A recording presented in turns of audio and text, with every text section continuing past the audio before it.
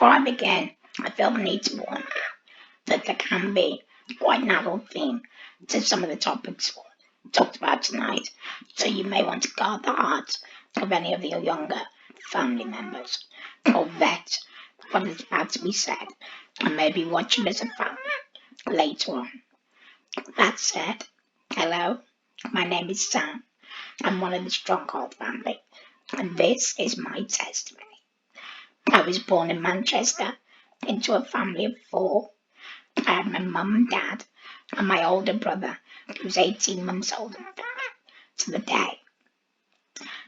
We lived in Manchester until I was about 3 or 4, and then we moved to Formby, near Southport.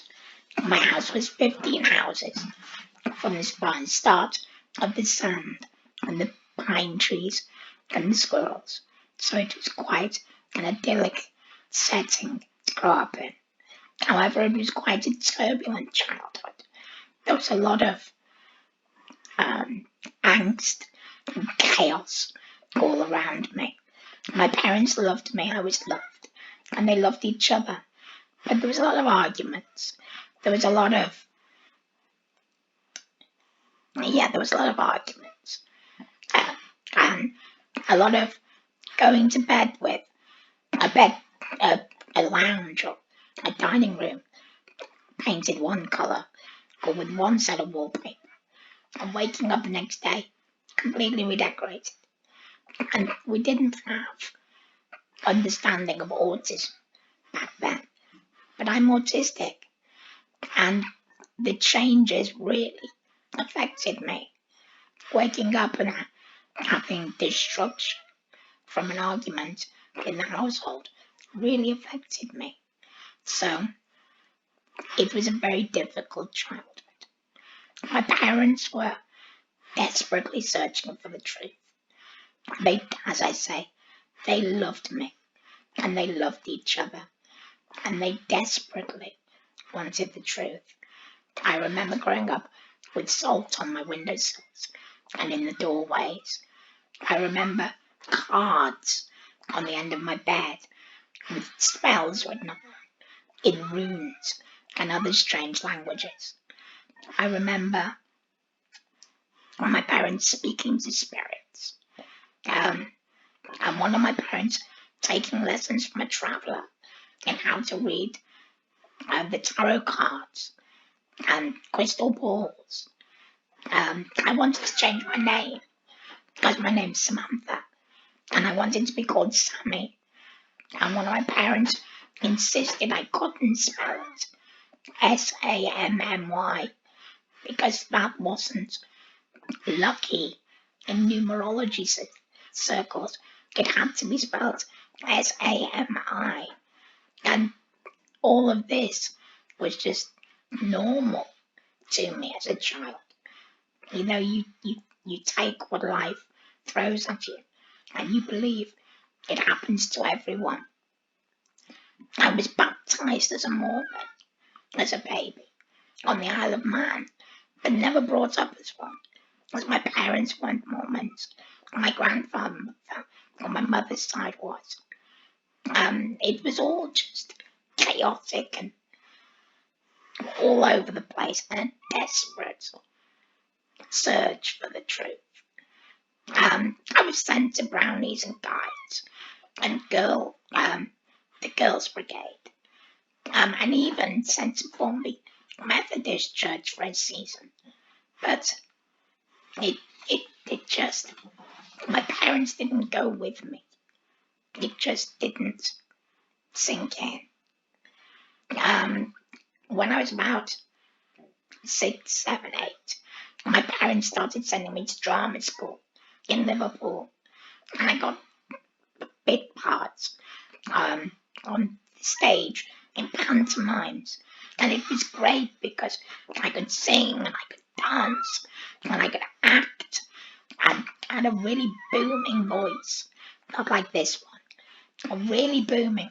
You're taught to speak from your diaphragm, so I didn't have to shout. It boomed. It was awesome. Sorry, I'm going through my notes here. But then I had an accident when I was 13.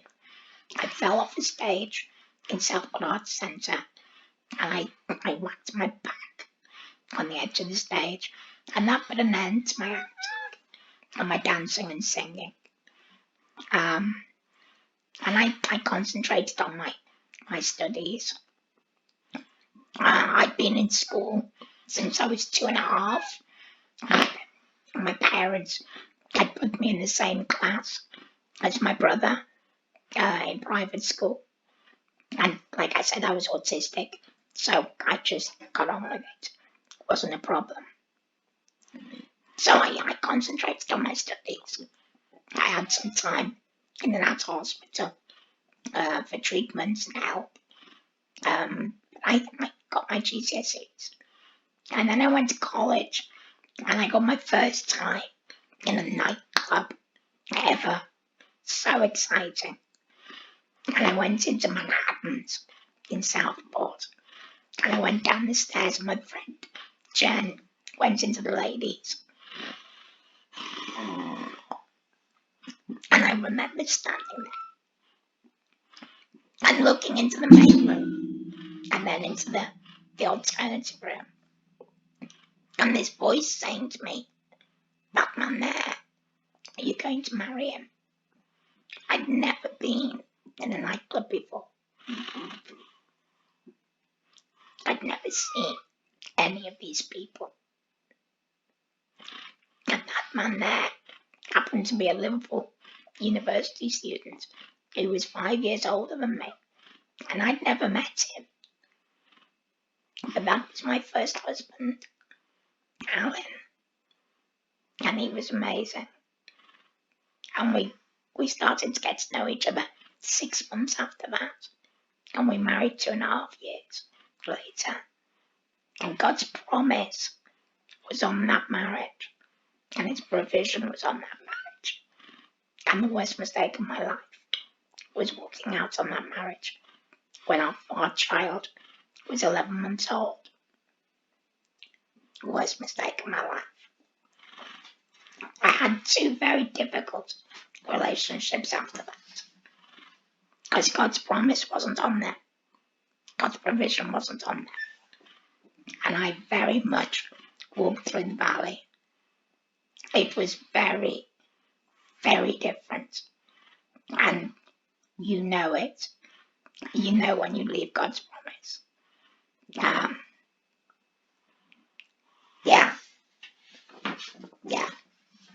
Emotionally, physically, medically, financially. Yeah, in every way. I lost my family. I had to fight for my son. I went bankrupt. In every way, I went through the valley. But then, for my second marriage, I had child number 3 and 4. I had a relationship in between marriage number 1 and marriage number 2, where I had child number 2. I really did need a wake-up call. But child number 3 and 4, Alex and Megan, they were born. Alex was a very difficult pregnancy. The doctors told me at week 20 that he was coming out dead, and the nurse was there to take me to book in for the procedure to evacuate him. No warning. I was in the valley. When you walk away from God's promise, you're going to be in the valley. Alex came out the healthiest looking dead baby you've ever seen. But they were very difficult 18 weeks. So I started taking Alex and Megan to Bethel churches, mums and tots. And I got to know the people there. And then I decided to start taking sign language at night school. And there was a wonderful woman called Jerry at night school. And I got on with her so well. And it turned out her husband was one of the helpers at Mums and Tots. And between them, they were my shining light. And they brought me back to church. And on my 30th birthday, my present to myself was coming back to church with my children. They were always. So, and then I get poorly again. My second marriage fails, and I get really, really poorly. I lose my voice. They find out that I have precancerous growths on my vocal cords. I still battle to go to university. I start my law degree because I'm going to do it. I'm going to stand on my own 2 feet. But then there's a load of medical mix-ups and this doctor gets this wrong and this person gets this wrong and this person gets this wrong. And what could have been a small little laser surgery, a bit of radiotherapy and it's done. It turns into I'm blue on the floor and my little precancerous growths have turned into a T4 tumour going down my windpipe, cut off my hair supply, and it gets kind of dramatic, which is great because I used to love drama. I'm sat with the face mask on, saying to the kids, look, Mummy's Puff the Magic Dragon. It's okay, don't worry. But yeah, I was told to bring the solicitor into the hospital, write my will, and find provisions for my kids. And they couldn't do the operation at Leighton because I had a 0% chance of survival. They had to send me to Aintree to have any chance of survival through the operation. Spoiler alert, I'm still here. I got there. I said to God beforehand, I'd started my walk with God and I'd started talking to him. And in a quiet moment with him, I sat there in Leighton Hospital and I said, am I going to die? And he said, yeah. Because I'll tell you a secret, no one gets out of this life alive. He says, yeah, but you're not going to die yet. And when you do, I'll give you some warning. And I was like, okay, I can live with that. So I'm not dying in this hole. And finally, I kind of had some solid ground. All my turbulent childhood, where I never really had solid ground, now I had some solid ground to stand on. I was like, yeah, I can do this. So all the doctors thought I was in denial. And I wasn't. Because God had said He was getting me through it. So He was getting me through it. After the operation, I got C. difficile, the superbug, and we're living COVID at the moment. So everyone understands how dangerous it is to get a superbug. But straight after such a major surgery, it's so dangerous. But I came through that. And I was in isolation on Mother's Day. I was mute. Couldn't see my kids. Couldn't film my kids. That was the worst day of it all. And it was the Mother's Day that Jade Goody died. The Big Brother star. And it hurt. It really hurt. And all I could do was sit in my isolation room with my laptop open and my praise songs on and give it to God. That's all I could do the whole day. It was all that could get me through it. Then day 18, I twisted a doctor's hand to give me weekend leave, and I never went back. Now, I'm not saying I'm fixed, because there are still conditions the doctors have to monitor with me, but I am much better. I came out of that hospital still a mess, a single mum with 4 very broken kids. And then God gave me a husband, but not the messed up husband that I had before him, or the messed up relationship before that, or the husband that I walked away from, who was too weak to protect me, and I was too weak to stand up for myself.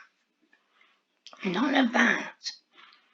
God gave me the husband who would stand for me. And it's very surprising, because it takes a lot to take on someone like this. So I was blown over. Absolutely blown over. Over the years we've had lots of provisions. We've had au pairs, we've had support workers. We've had lots of times where we can share our faith. One of our au pairs went to college with an au pair who wasn't getting on very well. And we took her in our house just for 2 weeks. She was from Czechia, the Czech Republic as it was. And she came to stay with us for 2 weeks. That was it. We didn't do anything special. There was no parties. There was no fanfare. We just loved her. That's all we did. Last year we met up with her when we were in Europe. And she said, I have to tell you, because the Czech Republic's a very atheist country. Since the World War II, it's because of communism. It's a very atheist country. And she said, nobody would have done that for me. And because of how you loved me, I had to go looking for Christ. And I've given my life to Christ now, because you loved me. And it's because we as Christians, we as the body of Christ, are so broken that we can pour out His love in the simplest of ways. It touches people we don't even know about. I've had support workers, and they get touched. God moves. He just moves. He just moves. I'm just looking through my notes.